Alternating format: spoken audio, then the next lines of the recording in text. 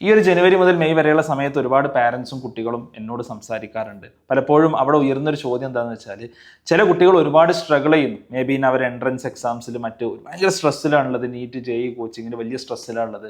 അപ്പുറത്ത് ചില കുട്ടികൾ അതേ കോച്ചിങ്ങിൽ അതേ ക്ലാസ്സിൽ ഇരിക്കുന്ന കുട്ടികൾ എഫേർട്ട്ലെസ്ലി മുന്നോട്ട് പോകുന്നു. എന്താണ് ഇതിന് കാരണം എന്ന് പല ആളുകളും ചോദിക്കാറുണ്ട്.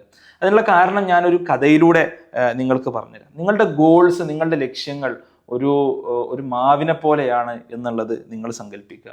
നിങ്ങൾ ആ മാവിന് നിങ്ങൾ വിത്തിടുന്നു, ആ വിത്തിട്ടതിന് ശേഷം അതിന് വെള്ളം ഒഴിക്കുന്നു, നിങ്ങൾ വളം നൽകുന്നു. ആദ്യം ഒന്നും അത് റിസൾട്ടോ ഒന്നും തരൂല.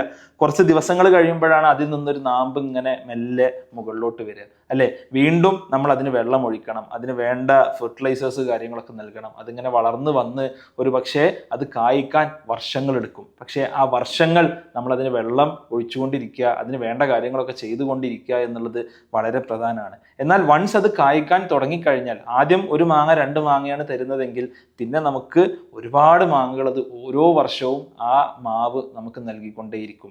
നമുക്കൊരിക്കലും 1 മാങ്ങയോ 2 മാങ്ങയോ അല്ല ഓരോ വർഷവും നൽകുക, അല്ലേ? ഇതാണ് ലൈഫിൽ കോമ്പൗണ്ടിങ് എഫക്റ്റ് എന്ന് പറഞ്ഞാൽ. നമ്മുടെ സ്കില്ലുകൾ, നമ്മുടെ ലേണിങ്സ് എന്നുള്ളത് എപ്പോഴും കോമ്പൗണ്ട് ചെയ്യുക. ഓക്കെ, നമ്മൾ വിചാരിക്കുന്നത് 5 മണിക്കൂർ പഠിച്ചാൽ 50 മാർക്ക് കിട്ടിയാൽ 10 മണിക്കൂർ പഠിച്ചാൽ 100 മാർക്ക് കിട്ടണം എന്നുള്ളതാണ്. എന്നാൽ അങ്ങനെയല്ല. അത് നമ്മൾ ഈ ഒരു ലേണിംഗ് എന്നുള്ളത് ഒരു ഹാബിറ്റാക്കി മാറ്റിയാൽ നമുക്ക് ഭാവിയിൽ ഇതിനേക്കാളും വലിയ റിസൾട്ട് ഉണ്ടാവും. എന്നാൽ അത് മാറിയില്ലെങ്കിലോ 10 മണിക്കൂർ പഠിച്ചാലും നമുക്ക് 50 മാർക്ക് 55 ആവുകയുള്ളൂ. അപ്പോൾ ഈ മാവിൻ്റെ ഒരു ഉദാഹരണമാണ് ഞാൻ പൊതുവെ പറയാറുള്ളത്. ഇത് ആക്ച്വലി നമ്മുടെ അക്കാഡമിക്സിലും ഇത് ഇങ്ങനെ തന്നെയാണ്. എന്തുകൊണ്ടാണ് ചില കുട്ടികൾ സ്ട്രഗിൾ ചെയ്യുന്നത്, എന്തുകൊണ്ടാണ് ചില കുട്ടികൾ പെട്ടെന്ന് മുന്നോട്ട് വരുന്നത്? കാരണം ആ മുന്നോട്ട് വരുന്ന കുട്ടികളെ സംബന്ധിച്ചിടത്തോളം they have put some work before that എന്നുള്ളതാണ്.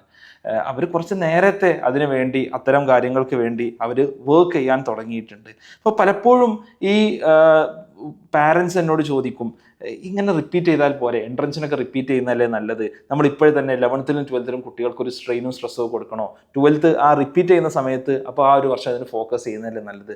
യഥാർത്ഥത്തിൽ വലിയൊരു ലോജിക്കില്ലായ്മയാണത്. അതെന്താണെന്ന് ഞാൻ പറഞ്ഞുതരാം. ഇപ്പോൾ നിങ്ങൾ ഒരു ജെഇ പോലത്തെ എക്സാം എഴുതാണെന്ന് വിചാരിക്കുക. ഫോർ എക്സാമ്പിൾ, നിങ്ങൾ 2025 ഈ വർഷം നിങ്ങൾ +2 പൂർത്തിയാക്കി. നിങ്ങൾ പറയുന്നത് ഇപ്പം ഞാൻ ജെഇക്കൊന്നും നോക്കുന്നില്ല, ഞാൻ 2026 എഴുതിക്കോളാം, ഒരു വർഷം റിപ്പീറ്റ് ചെയ്യാം. 2026 ജനുവരിയിലാണ് ജെഇയുടെ സെഷൻ 1 വരിക. ഓക്കെ, അപ്പോൾ നിങ്ങൾ റിപ്പീറ്റിങ്ങിന് ജൂണിൽ ചേർന്ന് കഴിഞ്ഞാൽ നിങ്ങൾക്കൊരു 7 മാസമാണ് നിങ്ങൾക്ക് റിപ്പീറ്റ് ചെയ്യാൻ വേണ്ടി, നിങ്ങൾക്ക് പഠിക്കാൻ വേണ്ടി നിങ്ങൾക്ക് കിട്ടുക. കഴിഞ്ഞ 2 വർഷം കൊണ്ട് പഠിക്കാത്തത് നിങ്ങൾ ഈ 7 മാസം കൊണ്ട് പഠിക്കാൻ സാധിക്കുമോ എന്നുള്ളത് നിങ്ങൾ വെറുതെ ഒന്ന് ആലോചിച്ച് നോക്കുക. പിന്നെ ആർക്കുള്ളതാ റിപ്പീറ്റിംഗ്? നിങ്ങളൊന്ന് ആലോചിച്ച് നോക്കുക. ഈ മാവിൻ്റെ ഉദാഹരണം പറഞ്ഞ പോലെ തന്നെ നേരത്തെ ഈ മാവ് നട്ട് അതിന് വെള്ളം ഒഴിച്ചുകൊണ്ടിരിക്കുന്ന ആൾക്കാരുണ്ടാവും. അവരുടെ മാവ് ചിലപ്പം ഈ വർഷം അവർക്ക് പൂവിട്ടുണ്ടാവില്ല, ഈ വർഷം ചിലപ്പോൾ അവർക്ക് ചെയ്യി കിട്ടില്ല. പക്ഷെ അടുത്ത വർഷം റിപ്പീറ്റ് ചെയ്യുമ്പോൾ അത് വലിയ റിസൾട്ട് അവർക്ക് ഉണ്ടാക്കും. എന്നാൽ ഇപ്പൊ നമ്മൾ മാവിന് അടുത്ത വർഷം വിത്തിടാൻ തുടങ്ങിയാലോ, ആ 6 മാസം കൊണ്ട് ആ മാവ് പൂക്കാൻ പോയിട്ട് ആ മാവ് വളർന്നു വരാൻ പോലും പോകുന്നില്ല എന്നുള്ളതാണ് യാഥാർത്ഥ്യം എന്നുള്ളത്. അപ്പൊ ഇത് നമ്മൾ പലപ്പോഴും മനസ്സിലാക്കാത്ത ലൈഫിന്റെ ഒരു യാഥാർത്ഥ്യമാണ്. കാരണം എന്താ വെച്ചാൽ നമുക്ക് ഇമ്മീഡിയറ്റ് റിസൾട്ട് വേണം, പെട്ടെന്ന് റിസൾട്ട് വേണം. അപ്പോൾ ഇതുകൊണ്ടാണ് ഇപ്പോൾ നമ്മുടെ ഫൗണ്ടേഷൻ പ്രോഗ്രാമിലൊക്കെ കുട്ടികളോട് സംസാരിക്കുമ്പോൾ അതിപ്പോൾ വേണോ, അതൊരു 12th കഴിഞ്ഞിട്ട് പോരെ, അല്ലെങ്കിൽ 10th ശേഷം ഒരു എൻട്രൻസ് കോച്ചിങ് സെന്ററിൽ എവിടെയെങ്കിലും കൊണ്ടുപോയി ആക്കിയാൽ പോരെ എന്ന് ആളുകൾ ചോദിക്കാൻ കാരണതാണ്. X&Y ഫൗണ്ടേഷൻ കോഴ്സൊക്കെ നമ്മൾ ആളുകൾക്ക് പരിചയപ്പെടുത്തി കൊടുക്കുമ്പോൾ ഭൂരിഭാഗം ആളുകളും ഇതിനെക്കുറിച്ചൊന്നും അവെയർ അല്ല. അവർ ആ മാവിന് നമുക്ക് കുറച്ച് കഴിഞ്ഞിട്ട് അവിടെ വിത്തിടാം എന്നാണ് അവർ ആലോചിക്കുന്നത്. അല്ലാതെ ഇപ്പോഴേ നമ്മൾ വിത്തിട്ട് നമ്മൾ കുട്ടികളെ നേരത്തെ നമ്മൾ നേർച്ചർ ചെയ്ത് കൊണ്ടുവരണം എന്ന് പല ആളുകളും ആലോചിക്കാറില്ല. അപ്പോൾ ഇത് ഉണ്ടാക്കുന്ന ചില പ്രത്യാഘാതങ്ങളുണ്ട്. എന്താണ് ആ പ്രത്യാഘാതങ്ങൾ എന്നുള്ളത്? ഒന്ന്, ഒരു ഡിസിഷൻ മേക്കിങ്ങിലാണ്. പലപ്പോഴും 10th കഴിഞ്ഞിട്ട് 11th കഴിഞ്ഞിട്ട് ആലോചിച്ച് തുടങ്ങുമ്പോൾ പിന്നെ 2 ഓപ്ഷനുള്ളൂ, ഒന്നെങ്കിൽ ജെഇ എഴുതുക അല്ലെങ്കിൽ നീറ്റ് എഴുതുക. അതിലപ്പുറമുള്ള ഒരു എക്സ്പോഷറോ കാര്യങ്ങളൊന്നും കുട്ടികൾക്ക് കിട്ടുന്നുണ്ടാവില്ല. ഇപ്പം നമ്മുടെ ഫൗണ്ടേഷൻ പ്രോഗ്രാമിലൊക്കെ ചെയ്യുന്നൊരു കാര്യം എന്താണെന്ന് വെച്ചാൽ, നമ്മൾ ക്ലാസ് 6th മുതൽ തന്നെ ഒരുപാട് കരിയർ മേഖലകളിൽ, ജസ്റ്റ് ജെഇ നീറ്റ് മാത്രമല്ല, പല കരിയർ മേഖലകളിലെ എക്സ്പേർട്സുമായിട്ട് പ്രൊഫസേഴ്സ് ഉണ്ടാവും, അതേപോലെ തന്നെ ആസ്ട്രോഫിസിസ്റ്റുകൾ ഉണ്ടാവും, പൈലറ്റ്സ് ഉണ്ടാവും, പല മേഖലകളിൽ വർക്ക് ചെയ്യുന്ന ആളുകളുണ്ടാവും. അവരുമായിട്ട് കുട്ടികൾക്ക് ഒരു ഇൻട്രാക്ഷൻ ഒരുക്കും. അപ്പോൾ ആ ഇൻട്രാക്ഷൻ ഒരുക്കുമ്പോൾ കുട്ടികൾ ഇത്തരത്തിലുള്ള ഏരിയാസിനോട് എക്സ്പോസ്ഡ് ആവും. അവർക്ക് കുറച്ചുകൂടി ക്ലാരിറ്റി കിട്ടും എന്ത് നമുക്ക് ചെയ്യണം എന്നുള്ളത്.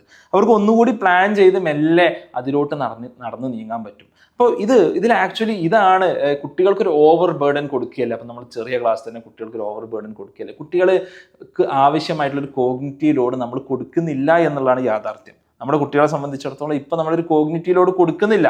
എന്താ ചെയ്യുന്നത്? അവർക്ക് വളരെ കുറച്ച് കാര്യങ്ങളാണ് അവർക്ക് 10th വരെ പഠിക്കാനുള്ളത്. അതുകൊണ്ടുള്ള റിസൾട്ട് എന്താ?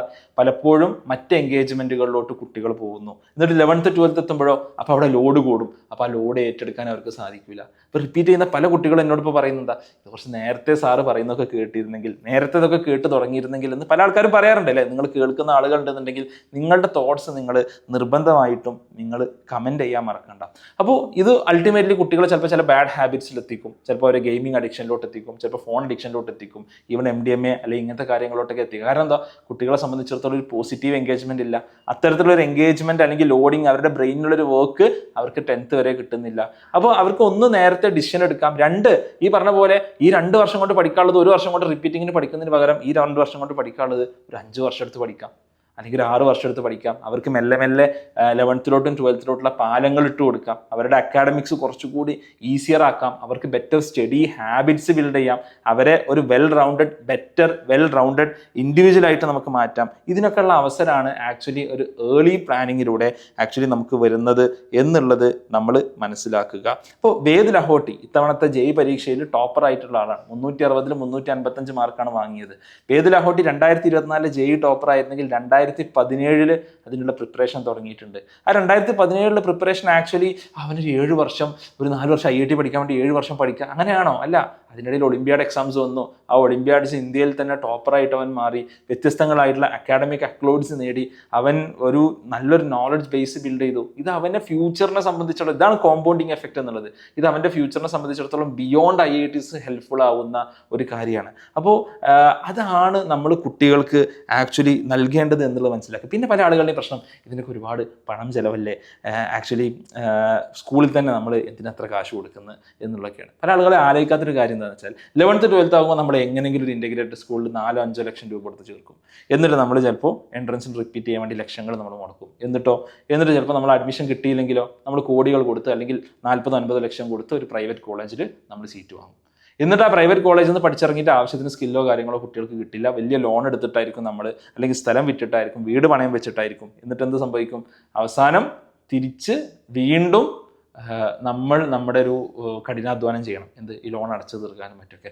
അപ്പോൾ ഇത്തരത്തിലുള്ള ബുദ്ധിപൂർവമല്ലാത്ത ഡിസിഷൻ മേക്കിംഗ് ആണ് പലപ്പോഴും കുട്ടികളുടെ കരിയർ കുളം തോണ്ടുന്നത്. പാരൻസിൻ്റെ ബുദ്ധിപൂർവമല്ലാത്ത ഇത്തരം ഡിസിഷൻ മേക്കിങ്സ് കുട്ടികളുടെ കരിയർ കുളം തോണ്ടും. ഓക്കെ, അപ്പോൾ ഇവിടെ നമ്മൾ കുറച്ചുകൂടി ഏർലി പ്ലാൻ ചെയ്ത് കുട്ടികൾക്ക് കുറച്ചുകൂടി സമയം കൊടുത്ത്, കുറച്ചുകൂടി സാവകാശം കൊടുത്ത്, അവർക്ക് വ്യത്യസ്ത ഏരിയകളുമായിട്ടുള്ള പരിചയം നൽകിയിട്ട് കുട്ടികളെ മുന്നോട്ട് കൊണ്ടുപോകണം.